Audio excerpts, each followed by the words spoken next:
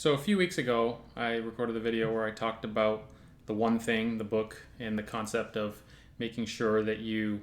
laser focus on what your single most important goal is, and make sure that when you lay out your plan each and every day that it supports and those things that you're doing are going to move you toward that goal. And so I had kind of a follow-on thought that I wanted to talk about today that has to do with that topic, which is sometimes you'll find something that really captures your interest, something that you have to do, something that supports your overall goal and objective, and you find it really interesting and engaging and would just love to sit down all day and do nothing but that, but it is not the single most important thing that you can do. And it's very seductive and very easy to get sucked into working on that because it's fun and it is real work and it is something that you should do. It's just not your single most important task. And so the example that made me think of it was, I recently decided that I wanted to change the look and feel of my website, and I found a set of plugins that have a lot of really cool functionality and some nice looking themes that will make my website look better and perform better.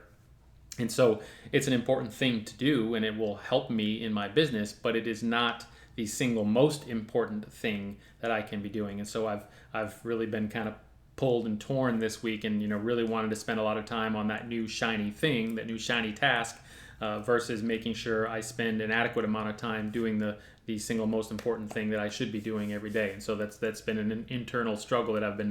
been dealing with this week. And so I think that if it were something, I've been able to manage it fairly well, but I think if it were something that was pulling me even harder in essentially the quote unquote wrong direction, even though it is still important, then I probably would need to do something more drastic, like maybe set an